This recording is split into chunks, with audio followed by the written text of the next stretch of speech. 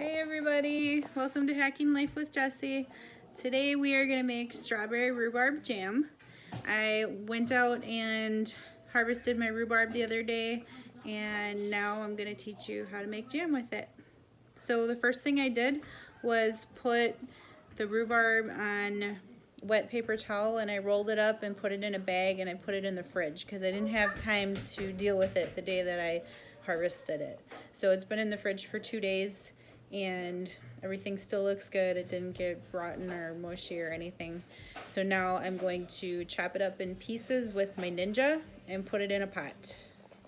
So this is the first thing I do. I just take my regular kitchen scissors, chop it into pieces, and put it in my food processor for my Ninja.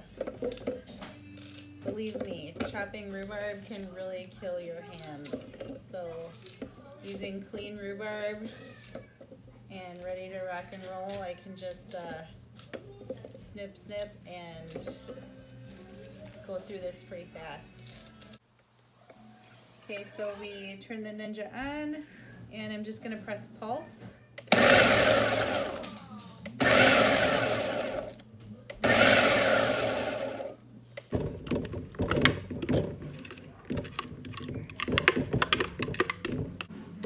And we'll repeat this process until all of the rhubarb is cut, and we will also...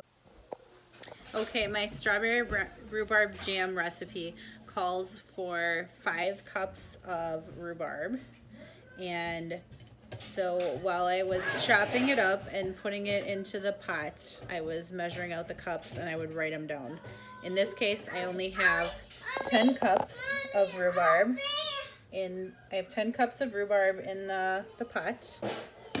And now I am going to add the sugar, and then we are going to let it sit overnight, and then tomorrow I'll make the jam. Okay, Quinn is going to help us put the sugar in the rhubarb. Okay, we are going to do 3 cups of sugar for every 5 cups of rhubarb. Mom, so that means we need 6 cups of sugar. Okay, hold on to it. Hold on to it. Yeah. 2. Mommy, you want? That was 2. One. Okay, ready? Yeah. 3. One, Mom. Okay, ready? Here's the last 4th one. 4. You want. We need 2 more. Just 2 more. Here, dump it in. Mom, 1. And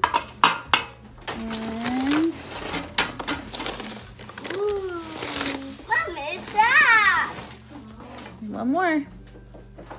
Okay, this is the last one. Okay, so we have 6 cups of sugar and 10 cups of rhubarb in a pot. I'm gonna give it a little stir, just a little bit. See that too. And then we leave it sit overnight. You can see how it gets mushy. The sugar starts to soak in with the rhubarb and make it not bitter anymore. Every kind of jam takes the same ingredients. And I found this recipe on allrecipes.com. I will share it at the end. Hi everybody, welcome back. So my rhubarb with sugar has sat overnight, and now we are ready to can the jam.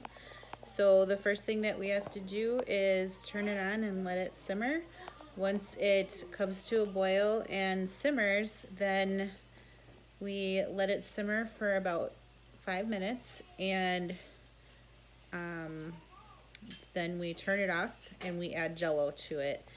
And once we add the Jello, we mix it up and we can put it in our canning jars, and then we will put the tops on and put them in the canning bath to make them seal so that we can leave them on the shelf. So this is the pot with the rhubarb and sugar in it. This is what it looks like after sitting overnight. And then I have a pot here with water that I'm getting ready to, it's gonna boil so that we can put the canning jars in there once we're done making the jam putting the jam into the jar. So I have the heat on medium high and it's just starting to simmer.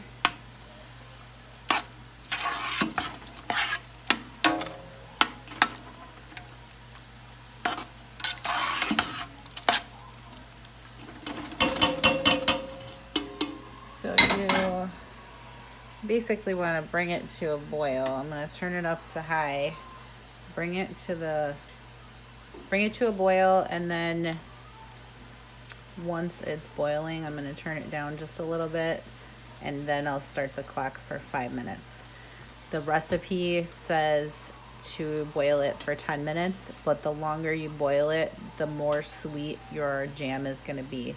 And I don't like my jam to be super sweet. I like it, you know, just average. So it's all up to you, how you like your jam. Okay, so the jam is starting to boil. I set the clock for 5 minutes. And I'm going to take all of the jars that I have ready and put them in the water. Wasn't sure how many I would need. So I have 12. So you just grab them like this. And set them in the water. So I've got 12 lids here that I bought brand new. And I'm going to dump these in the pot along with all of the jars. We just leave them in there to get hot. As soon as our jam has been simmering for 5 minutes, we are going to turn the jam off. We're going to add 2 packages of Jello. And then we'll take the jars out and we will put the jam into the jars while they're hot. I might add 3 packages of Jello because it seems like there's a lot of liquid, and when there's a lot of liquid, if you don't put enough Jello or pectin in your jam, then that can cause your jam to be watery and liquidy, so it won't be stiff when you're trying to spread it onto your toast. So this is my assistant, Sylvan. He's gonna help me. We turned off the boiling rhubarb, and now we are going to add 3 packages of Jello. I'm gonna remove this from the heat, and Sylvan is going to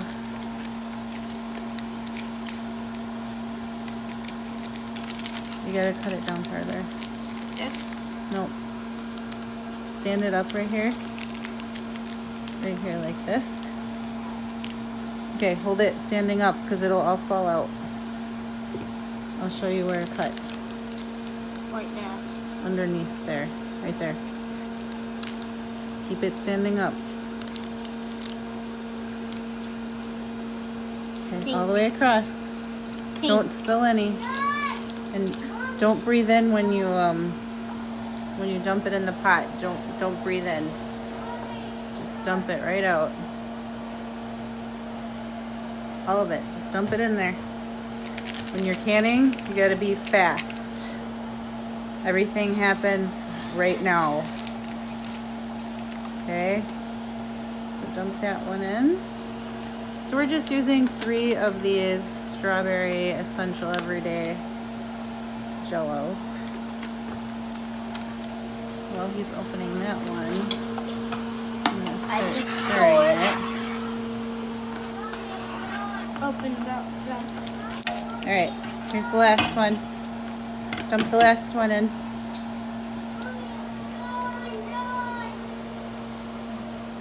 Okay, dump it in. No.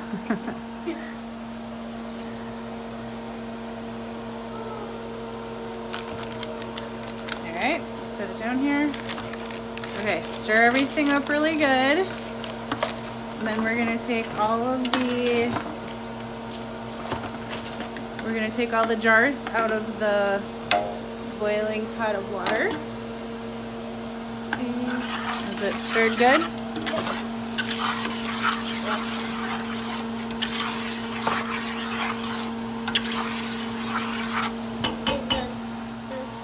Okay, so we have to pull out all the jars and lids as fast as we can because we have the rhubarb. With the Jello in it already.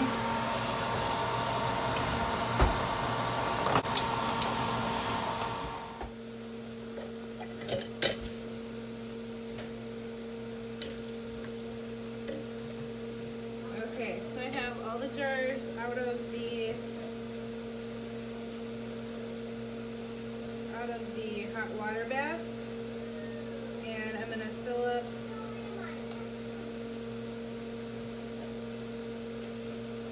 the jars as fast as I can.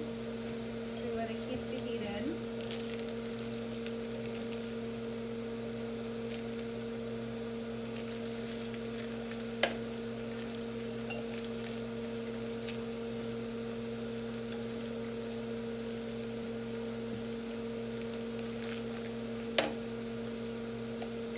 When you put anything in candy jars, you want to make sure that you have a little bit of space left in the top of the jar before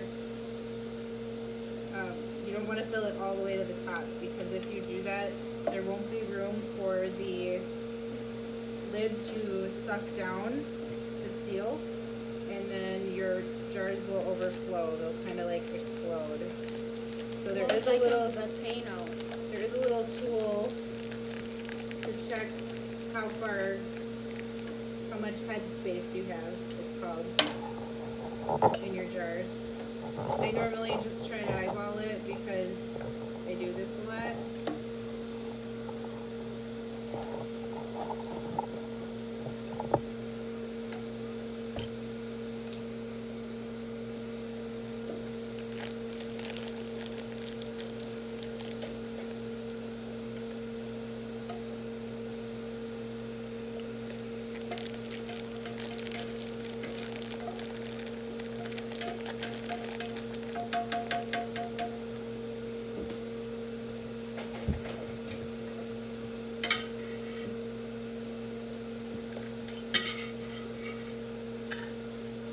Wait.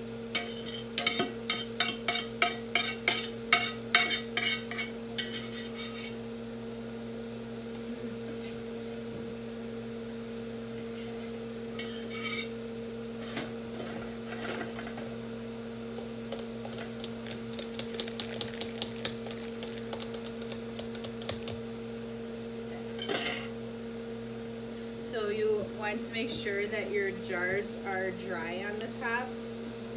And normally I just take a wet rag or a towel.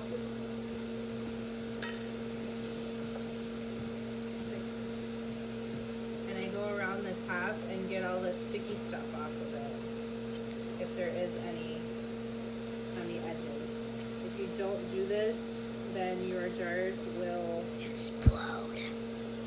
not seal correctly. Wait, I didn't do that one yet.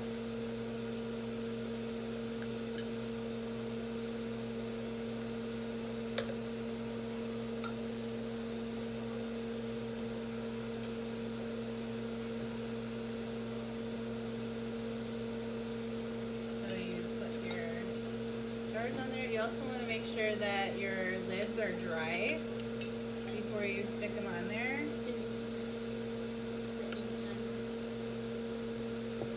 Inside doesn't matter as much as the outside does.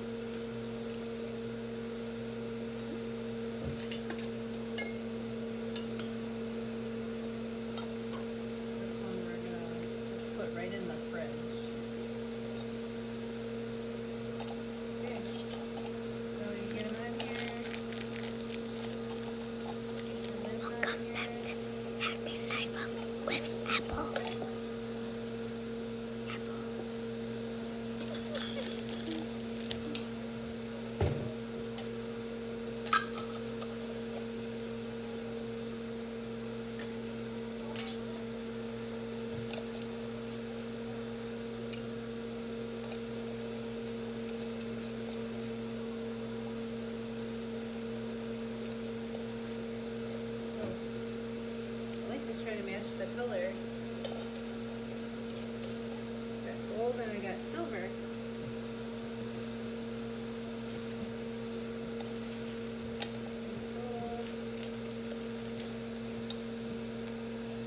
Strawberry.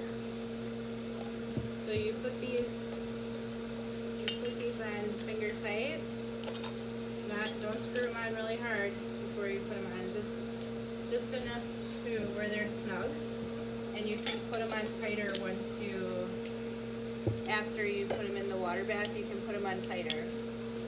So now you just take these like this and very carefully set them into the water bath. Give me that. I gotta do this.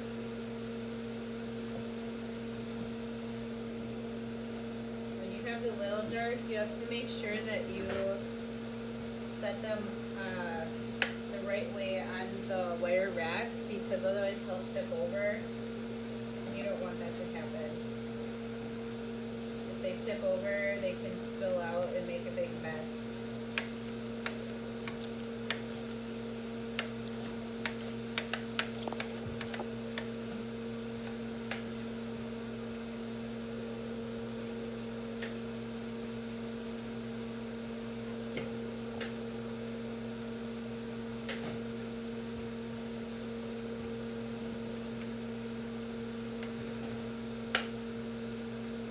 If you don't fill the jars up all the way, like this one I didn't fill up all the way, so this one I'm just going to leave sit out and I'm going to put it in the fridge.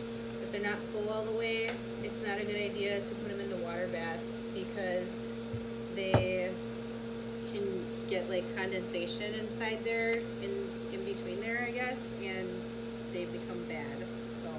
So this one I'm just going to leave sit out to cool off, and then I'm going to put it in the fridge and we'll eat this jar first. So we're going to set the timer for 10 minutes.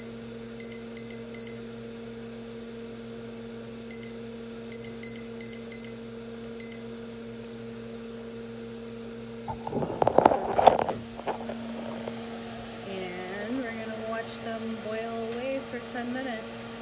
Once they're boiled, we'll take them out and set them onto the towel, and we'll leave them sit there.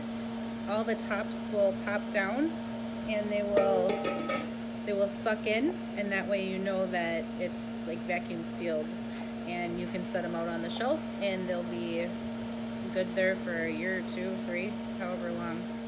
Okay, it's been 10 minutes and the jars are ready to take out. So I'm going to turn off the water. And then we'll start by taking the ones out of the middle. If we can. Wherever I can get in the closest. So make sure you get a good grip on them when you pull them out. And I just turn them slightly to the side, just to dump the water off of them.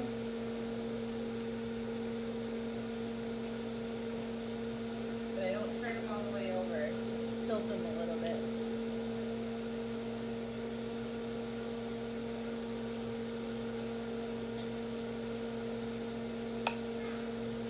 And you're going to hear them start to click, and the tops are going to pop down as soon as I'll turn this off so you can hear it. You'll hear them start to pop as soon as they hit the cold air.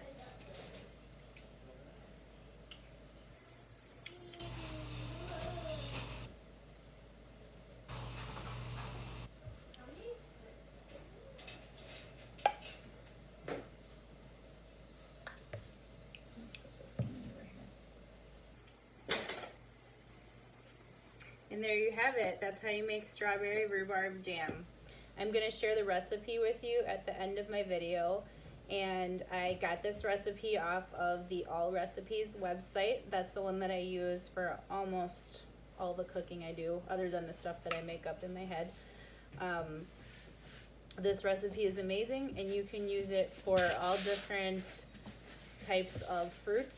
I've made strawberry rhubarb, I've made blackberry, I've made raspberry, all different things.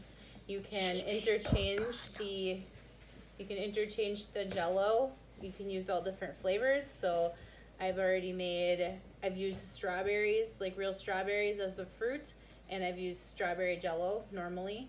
But sometimes I'll do the strawberries with like a Jolly Rancher watermelon Jello, which is really good. And I'll do raspberries with raspberry Jello, or raspberries with strawberry Jello. You can mix and match however you want, and your jam is going to taste awesome by using this same recipe. So whoever made this recipe, thank you very much. I use it all the time, and everybody that I share it with loves it. So have a good day, everybody. Thanks for watching. Don't forget to